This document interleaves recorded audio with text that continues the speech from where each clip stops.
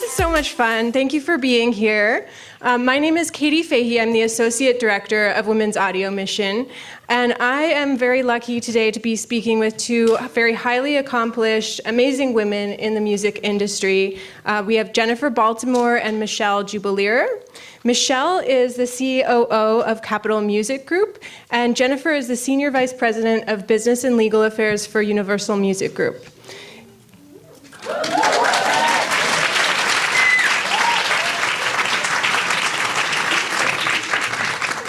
So we only have about a half an hour for our panel, so I want to jump right in and ask kind of a general question about roles and responsibilities and what it is exactly that you do. So I'm hoping that maybe in your own words you could talk about what a typical day might look like for you on the job. There is no typical day for me. You know, a lot of days consist of what I think I'm going in to do in the morning, and then it completely changes to putting out a lot of fires. But you know, my job ranges from everything from helping to sign artists to the various Capitol Music Group labels, to dealing with our huge number of employees and any HR-related issues, to dealing with an unhappy artist or manager, which is not my favorite part of the job, but part of what I do, and then to dealing with our corporate parent company, Universal Music Group. So no day is the same, but they're always exciting. So, as Michelle says, no day is typical, and I was saying, the beauty of the music business is that we can wear it high and low, right? It's however the mood moves you. But my day, being at Universal Music Group, is often driven by whatever that urgency of the day is. And so, you know, it could be that we have two, different labels that are competing for a similar, for an artist. And so we step in to help navigate that, to make sure that the business terms serve the company well.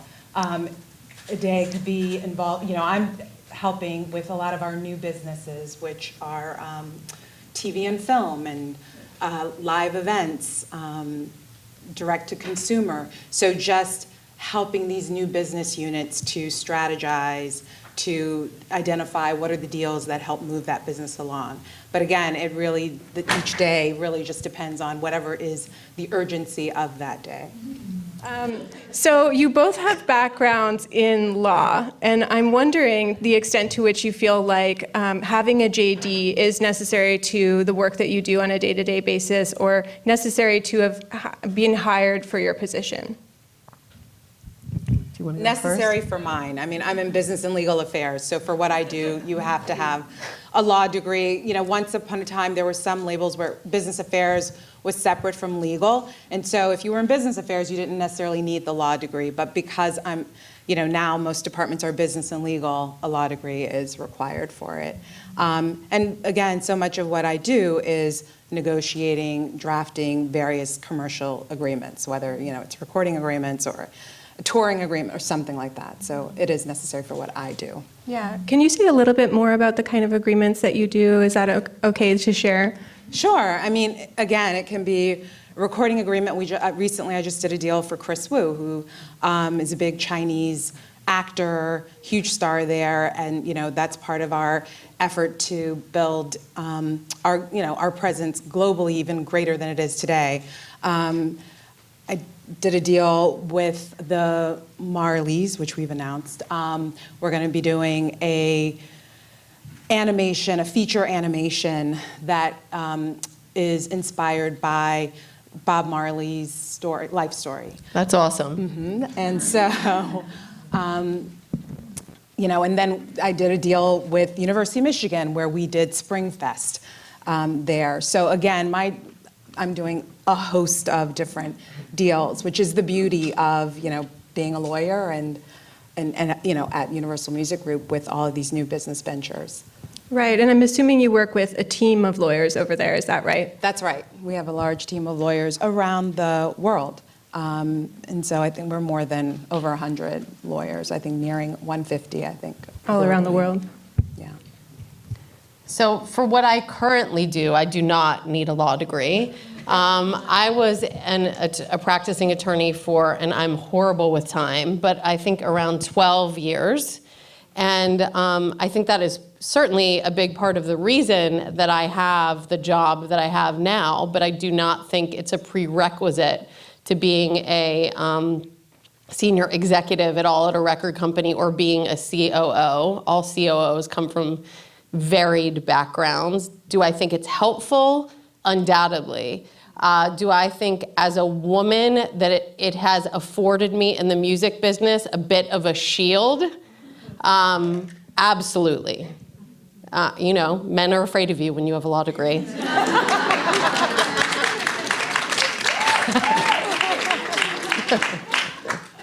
And Jennifer, you said something interesting when we spoke earlier about how in the past maybe a JD might have been necessary to a certain kind of position and maybe now it's not so much. Did you want to touch on that a little bit? Yeah, what we talked about, I was saying when I was looking ahead, you know, I thought about, do I want an MBA or do I want, you know, a law degree, a JD? And ultimately, I decided to go the law school route because I noticed at that point in time, many of your CEOs had a legal background.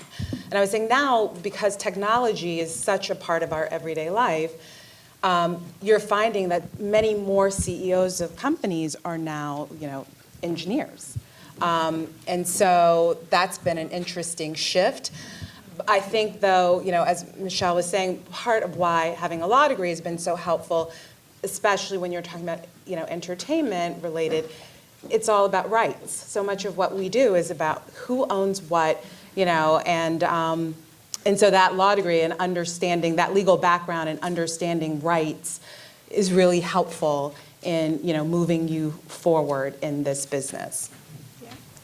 So both of you have spent a little bit of time outside of the music industry as well as within it. I'm wondering what inspired you to enter the music business? I think what brings most people to music is passion. At the end of the day, that's why we all do what we do. It's about passion. Most of you in this room probably also have talent, you know, in actual the production and making of music or performing. I don't have any of that, but I love music. And so for me, essentially, I am the product of a single mother. My dad died when I was super young, and I was 3 years old, and I knew two things. I loved music, and I needed to be able to take care of myself financially. I never wanted to rely on anyone else. So I went to be a lawyer, and then figured out a way into music after a few years making money back to pay off my loans. Interesting. So I too, single mom. You know, at an early age, I said I wanted to be a lawyer. There was a TV show, The Perry Mason Show. I wanted a lawyer suit. Really, I wanted a suit. And so, for me... You went to law school for a suit? So for me, it was always about, you know, fashion and music. Those were like my two loves. You know, and it's really about the culture. And so I was at a law firm for 2 years. I got a phone call about an opportunity at MCA, Music Entertainment Group. And so I, you know, went, interviewed, got the job, and that was my entree into music. And I have loved it. And I just think what I love about being in this world is that I just really feel like I'm able to just bring me, right?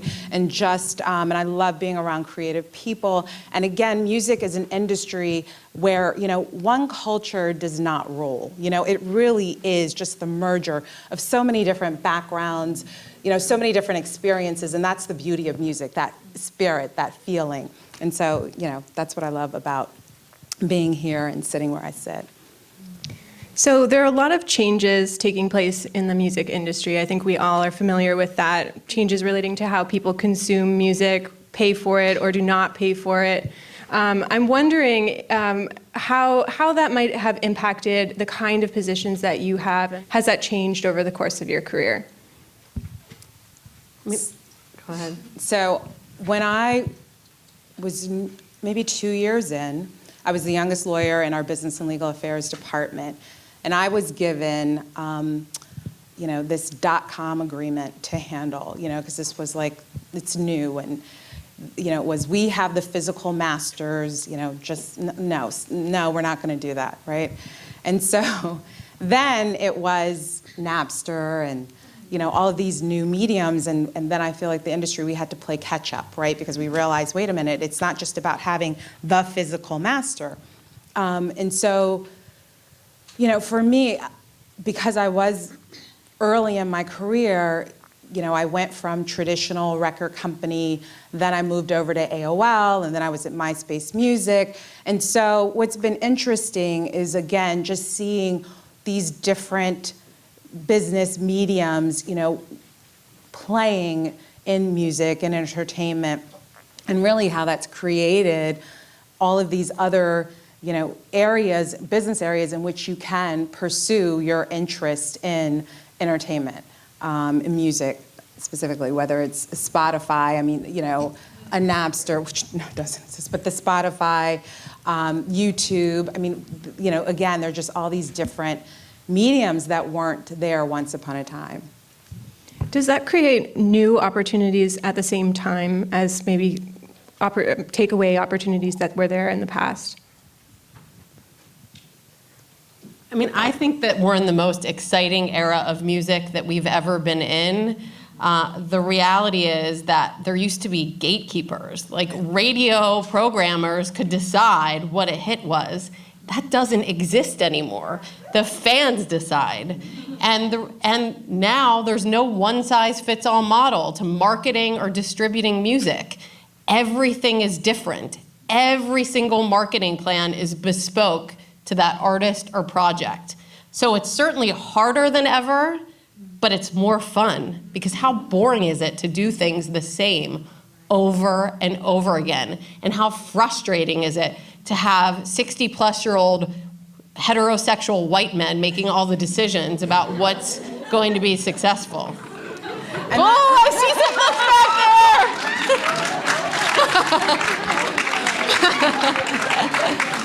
there! And I think, as Michelle says, that's the fun of it, and that's what just makes it so exciting. And that, the novel, the creative, the new approach, to question, well, why was it done that way? Wait a minute, I want to do it this way. That's what makes it so exciting, and I think just makes it such a wonderful time. And if you're willing to just take a different approach, it's like, God bless you. Go do it. Just don't assume, it was done this one way before. That's the model. There really are all of these new different models, and this really is a time of disruption, which makes it so exciting and makes it full of opportunity. So on this note of positivity about the future, I'm also wondering if you could maybe reflect on a project that you've recently completed that has been really exciting to you, or if not a project, then just something about your work that you find most exciting.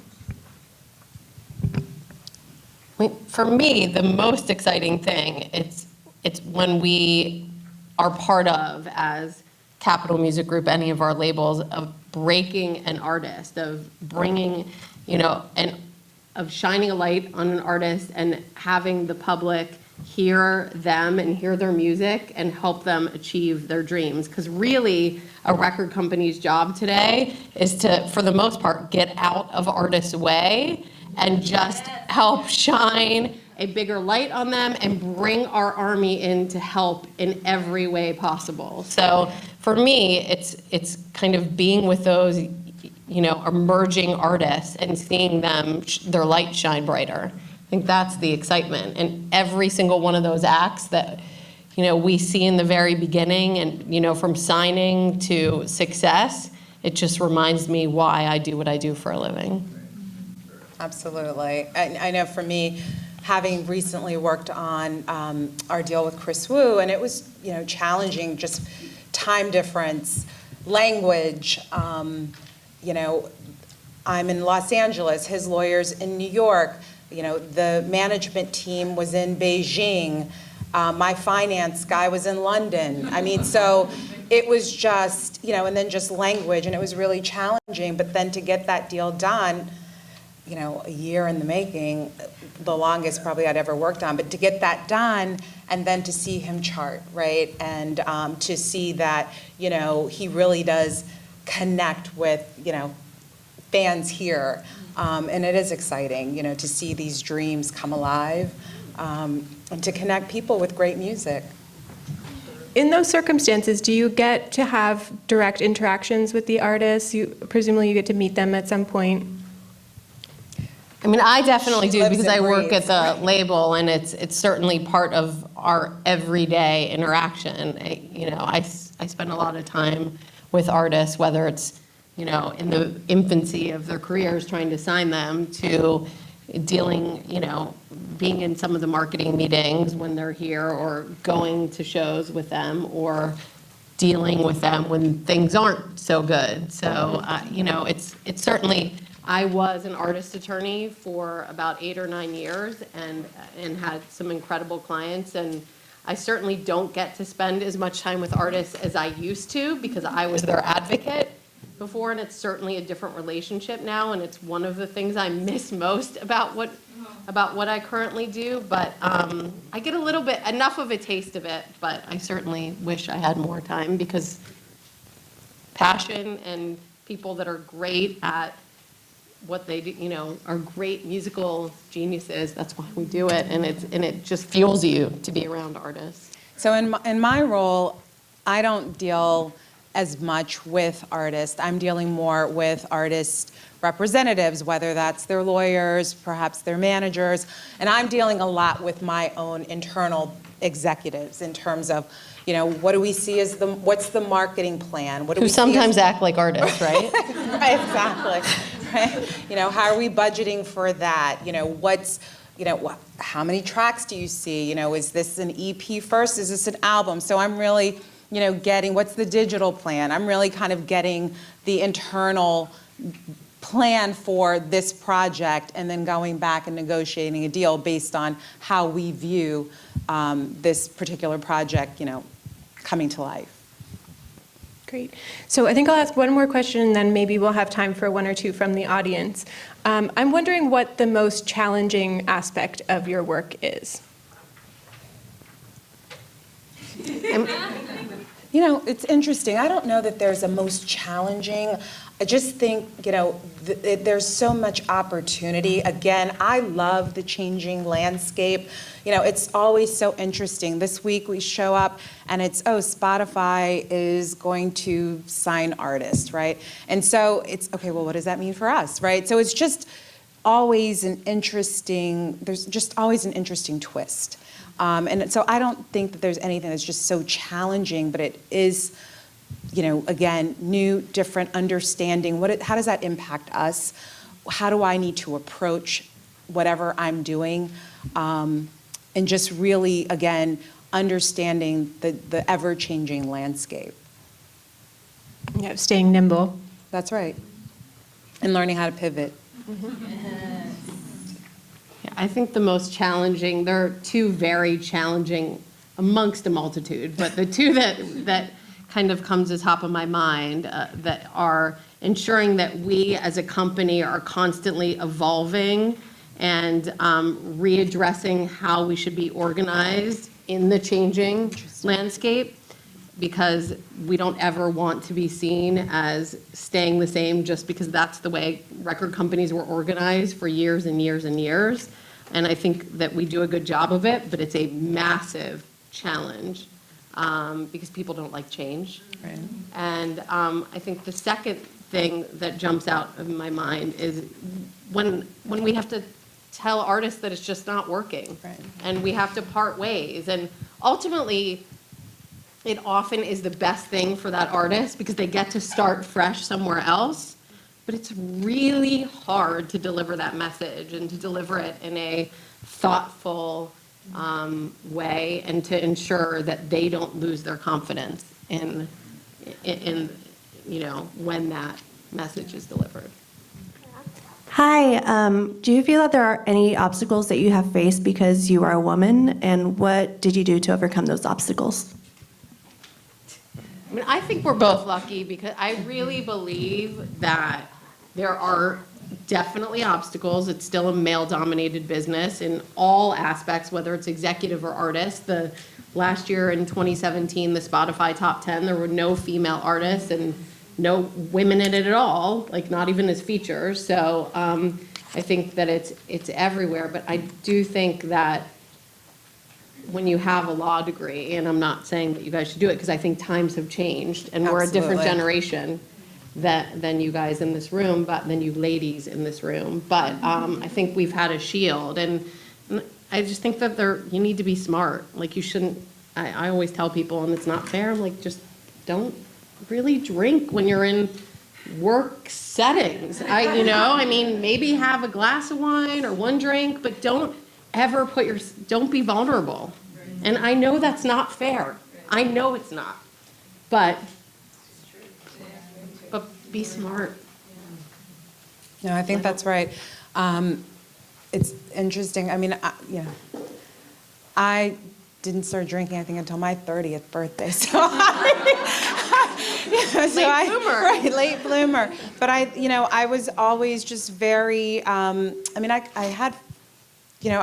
had fun, and I was, always wanting to make relationships, but I was very clear in the kind of relationship I wanted to make. And just really set boundaries in a friendly, respectful way, but I always set boundaries. And, I just think that we will be tested. And again, it's just knowing who you are, knowing that you will get where you want to go.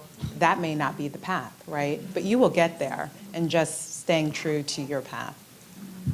Hi, I was wondering if there are any conversations going on at Universal or Capitol about being more inclusive about women in the tech side of music and production and engineering.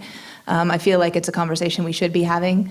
Hopefully, it's something that you're discussing with your A&R department when you guys are picking producers and engineers for your records. But I feel like we really need a lot of advocacy from the record labels to hire more women in production and engineering. And I'd like to know what is being done to that end at the label.